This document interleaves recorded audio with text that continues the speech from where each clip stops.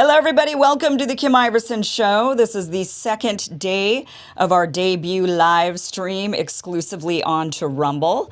If you are watching anywhere other than Rumble, this live stream will shut off at some point, and you will need to join us over there if you want to get all the juicy stuff, because Rumble is where we go uncensored. That is where we can actually start covering the topics we have been wanting to cover, that we have been completely hindered, hamstrung, unable to cover. So be sure you head over to Rumble. That link is down below.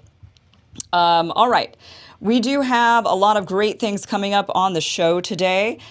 We've got Dr. Robert Malone. He is going to be joining us and talking to us about, we're going to cover the Damar Hamlin story a little bit. He's going to actually dive into that a little bit. So we are going to talk to him. We're going to ask him some questions. But he says he's willing to talk about that somewhat. So we are going to be talking to him. Plus, we do have Scott Ritter joining us to analyze the latest attack that happened in Ukraine, actually in Russia. It was 63 Russian soldiers were killed, but Ukrainians are claiming that it's something like hundreds. So we're going to get the truth from Scott Ritter today about what actually happened in that attack. So be sure to join us. You're going to need to switch over to to the Rumble live stream in order to get the majority of the conversation today. But wherever you're watching, welcome to the show.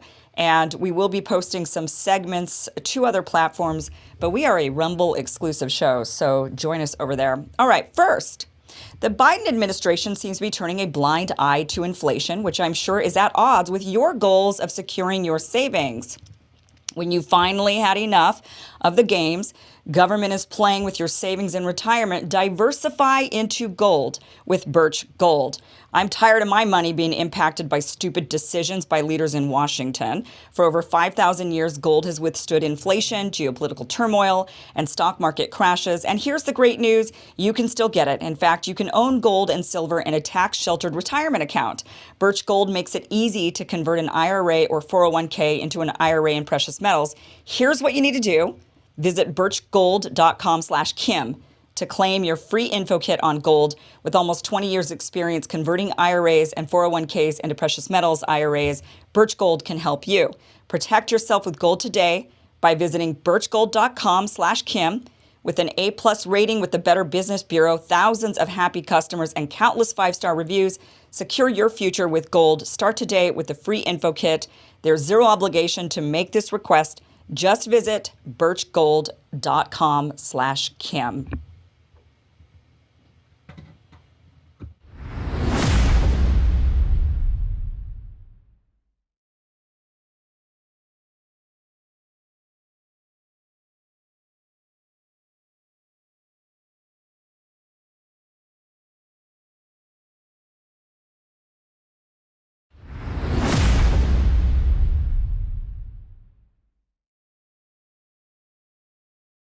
Well, Dr. Robert Malone is a medical doctor, biochemist, and inventor of mRNA vaccine technology. He has written hundreds of well-received medical articles and is well-respected in his field. However, once he started questioning the mainstream narrative on COVID-19 vaccines, this well-respected scientist was labeled as a conspiracy theorist.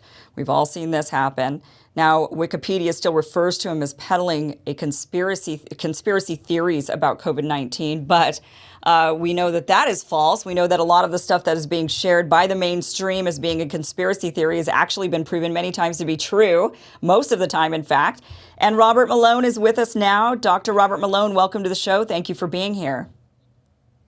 Kim, I have so much respect for what you've done and what you've gone through and the stance you've taken. And I'm just overjoyed to be here and have a chance to chat with you and with your audience. Oh, well, thank you. Yeah, this has been quite the journey, I think probably for both of us.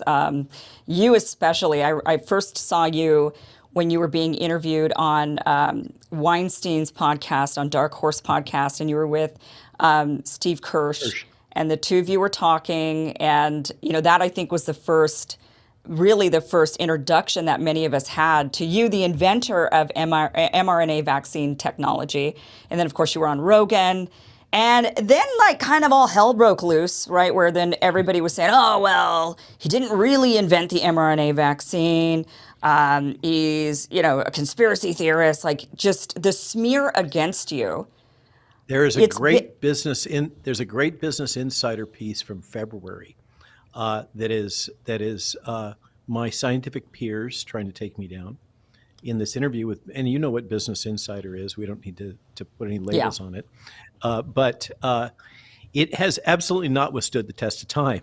And it's a fascinating piece to go back and review because it's a snapshot of only February of last year in terms of what the accepted narrative was at the time. So what for you, after that whole thing coming out and saying, and first of all, I do want to say, I've read through, there's actually a great thread on Twitter that you've pinned to your Twitter account that actually goes over whether or not, it answers the questions whether or not you actually did invent the mRNA vaccine technology, because people are saying, oh, no, you didn't really. And what is great is that thread really kind of breaks it down, showing that, well, in fact, you did. That and the good analogy I saw was, you don't say the Wright brothers didn't invent flying aircraft simply because they didn't invent the Boeing 747. And even though maybe you didn't invent these mRNA vaccines that are actually out in use today, you came up with the idea. It was nothing before you came up with it. Well, thank you. And let's give a shout out to Alexandros Marinos, who does a lot of these deep dives and put that one together. I think he's certainly done me a big service, but he's done a great job in kind of citizen journalism on many, many topics. He continues to post. So I recommend any listening to follow Alexandros Marinos on Twitter.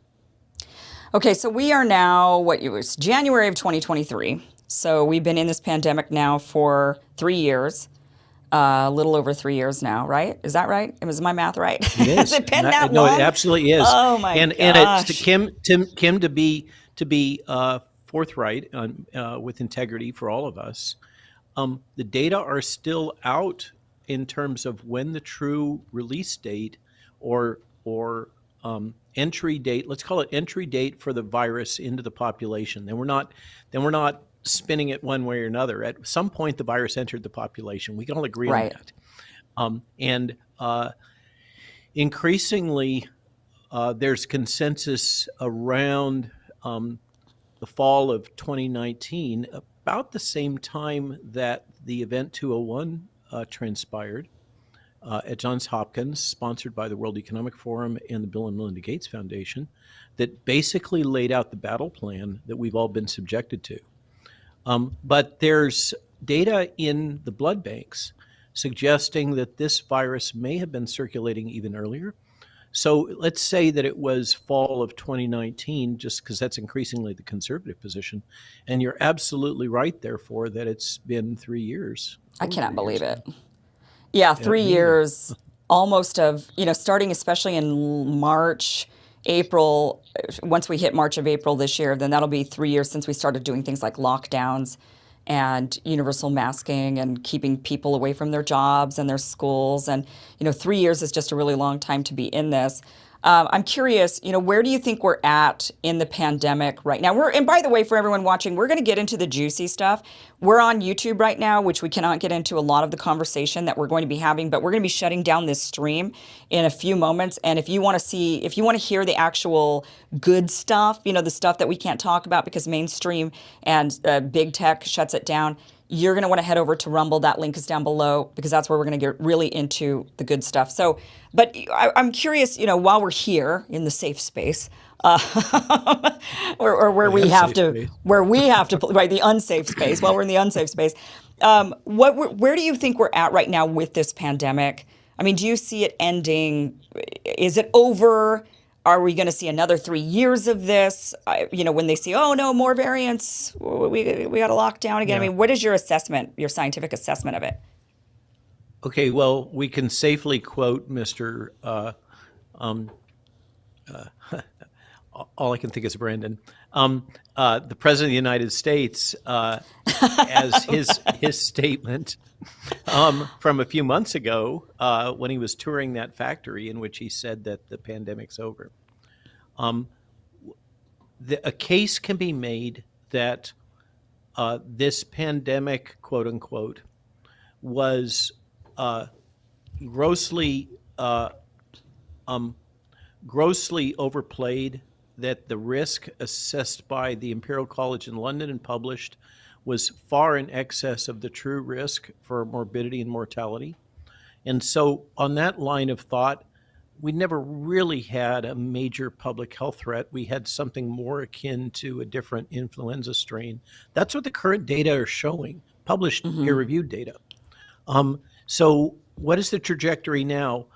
There's a range of thought among, let's say, virologists who are not totally co-opted in one way or another. Uh, the typical course for a virus, once it enters the human population, particularly a respiratory virus, particularly a single-stranded RNA respiratory virus, which are notorious for rapid evolution. The typical course is that over time they become less pathogenic and more infectious. That's just basics, evolution, viral evolution 101. The alternative, so that's the better vision, and that's the one that led me to predict on Laura Ingraham last year, that early in last year, that or actually it was 2 Christmases ago, that this virus Omicron, this variant, was looking kind of like a Christmas present, and that we would soon all be naturally immune, and this would continue along the trajectory of becoming less pathogenic and more infectious. That seems to mostly have happened. The other point of view is that of most notably Gert van den Bossche, who's a good friend. Hmm. I just saw him in Vienna a couple of weeks ago, so I just want to acknowledge that. There's no professional animosity. Gert believes that there remains a high risk of development of an antibody type that could, in a viral escape pattern in conjunction, that could result in a more pathogenic version. So there's that range of possibility. And I think to be honest, right, because you and I live in the world of truth and confronting reality, not confronting some fabricated construct of an approved narrative. We have to acknowledge that we don't know, and we're not going to know until time plays out. But my crystal ball suggests that this is going to get less and less pathogenic over time. And it's just going to become a normal part of the viral background that we all get subjected to. And the data now are increasingly aligned with that. Unfortunately, the data about other things that we'll talk about later are evolving in ways that aren't so optimistic. Yeah. It's interesting you bring up Gert van den Bossche because, he really early on in the pandemic, when there was talk of vaccines, he was saying this might not be a good idea because this might actually cause the things to worsen. The virus itself might feel the need to mutate faster, or along those lines is kind of what he was saying. And that was considered a conspiracy theory. He was silenced. Yes. Shunned, yes, told that this was bull crap. And I was guilty of the same sins and had the same response. Peter Navarro and I, for instance, spoke about it repeatedly on Bannon very early on. This is something Steve takes great pleasure in noting. And this problem of vaccination into a massive ongoing viral pressure in the general population would be likely to result in the evolution of escape mutants. And we wrote about it in an op-ed in the Washington Times. And of course, we're immediately fact-checked by Facebook in the usual Facebook narrative reinforcers. I think that's the term their lawyers used. And once again, over time, that has not withstood the test. Yeah. Well, it's interesting because the Wall Street Washington Journal Times was shocked when they got the fact checking. Yeah, it's amazing. It's amazing now, 3 years in, how the narratives have shifted. Because even with Dr. Gert van den Bossche, now the Wall Street Journal even published an opinion piece the other day saying, did the vaccine cause variants? Like, oh, maybe we should look into that and ask the question 3 years too late. And we're seeing that throughout now. Now, I was ridiculed for saying the vaccines don't stop the spread. I remember this very clearly. Many people watched that segment when I was with The Hills Rising. And I was scoffed at for even stating that, which now is just common knowledge. And I think a lot of what we have been stating, if you've been really truly following the science and questioning in a healthy way, like science is supposed to be questioned, a lot of those Elon things Musk, have turned out. like Elon Musk says, science must be right. He put out that tweet recently. Twitter Yeah. is going to follow the science and allow all sides to be discussed. And that's the way it should be, of course. But I'm curious, before we shut this off and go into the real good conversation, I'm curious, has your life improved at least? I mean, I know you were smeared, called a conspiracy theorist. People have been going after you, your colleagues of yours, Wikipedia is still smearing you. Are you seeing any, and I asked this also of Dr. Jay Bhattacharya, if he also had felt a lifting of the animosity against him. And I'm curious, are things improving, or he said that there's been some people that have reached back out to him that have kind of they're not apologizing necessarily for their treatment of him, but they're saying, hey buddy, like wanting to kind of make amends. But as far as his colleagues, because they circulated a whole petition against him there at Stanford, it's like a long road back. And I'm just curious, what has it been like for you now 3 years later? Is anyone coming back and saying, you know what? Okay, maybe you were right. I mean, what's been your experience lately? No apologies, no acknowledgement. It illustrates the corner, kind of the box canyon that the press has put themselves in by taking the money apparently from the government and interacting closely with the intelligence community, as we see with Twitter, is they're not protected by the rights which are afforded to the federal government and federal government officials. And so you mentioned that you went out on a limb and spoke about the vaccines not protecting against infection, replication, and spread. And I said that on the steps of the Lincoln Memorial almost a year ago now with this Defeat the Mandates March. And the Washington Post, in a wicked piece, called me a liar flat out and said some other things. Then got a letter from my lawyer saying, stop this behavior. And they reposted it with even more commentary to this effect, more defamation. And one of the leaders at the Washington Post tweeted something out that was also quite aggressive, which now leads them to be embroiled in a court case for malicious defamation, which is the only way we can overcome Sullivan. Yep. And it illustrates the problem that all of the press now faces is they have defamed. You mentioned Ryan Cole earlier. Of course, Dr. McCullough, so many of us. And if, for instance, as case law is developing now, that the use of terms like mis or disinformation, peddler of mis or disinformation, or accusations that someone is deep state or controlled opposition, from a legal standpoint, the case law is starting to be developed that all of that is the equivalent of accusing somebody of fraud, which of course does meet the defamation for right. Does meet the definition for defamation. And so as this gets established, the press has some real problems because they don't have a lot of cover.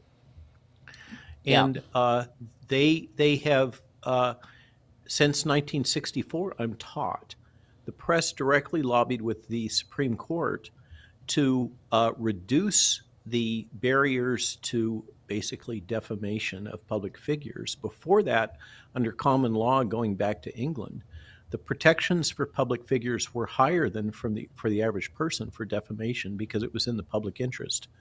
And the press managed to flip that. They got the Sullivan decision from the Supreme Court. And since then, it's kind of been open season on anybody. They can defame, and it generates clicks and revenue and all those good things. But it's destroyed our ability to have intelligent conversations. And I think that they are going to find themselves in a position now over the next year and a half, where they're going to have to deal with a lot of legal cases that are going to push this. And I hear rumors that there are at least three Supremes that are all in on overturning Sullivan, and a few others that are on the fence. So I personally, I've got two main missions at this point: stop kids from being damaged and being forced to be vaccinated. And increasingly, that bleeds into other issues of freedom for parents, in particular, parental rights and children. And there's some very sensitive issues around that, as you know, right now. And the other is the press. Corporate media we've got to stop this behavior, because it is enabling the government security state to do what they do. And it's absolutely not right. Yeah, it's actually so you ask about the impact on freedom me. Speech. So what's happened is, since we sent a series of cease and desists together with my attorney, and I'm not a rich man, it's legal costs are not trivial, but we've sent these. We're prosecuting in Virginia against Washington Post. And we're on the fence about who next. Should it be the Atlantic Monthly? Horribly written attack article by someone that usually writes for, I think it's a Chronicle of Higher Education, and he writes pro-wokeism pieces. Very poorly written article that Wiki cites all the time and is often cited against me. And we also have Rolling Stone and New York Times. And cases can be made for both of those. And then this is the most troubling thing for me, is the business model, that's what it is, of attacking from people that one would think were allies or on the same side of the fence on these topics. And so that's all of these really damaging attacks that I'm CIA or deep state or worked for DARPA. All this is untrue. But it's like whack-a-mole. As soon as you tell one person, another one pops up, and because it's too potent of a business model. It's akin to fear porn. It's this stoking rage business, and it really confuses the landscape in terms of fifth generation warfare, which is what we've all been subjected to, whether or not we realize it. It is absolutely playing into the hand of our opponents. And it's hard to understand why someone would be doing that unless they were trying to advance an agenda that had nothing to do with vaccine safety or medical freedom. Speaking of vaccine safety, we are actually going to shut down the stream now from YouTube, and we're going to be talking, we're going to continue talking to Dr. Robert Malone. We're going to get into Damar Hamlin a little bit. We're also going to be talking about just vaccine safety in general. We can't do that on YouTube, so that is why we are an exclusive Rumble show now, where we can speak freely, finally, and cover the stories in a truthful, honest way. So the stream is shutting off now from YouTube. Head over to Rumble. That is where you're going to get the rest of this conversation, and I'll give you like 5 seconds to do that.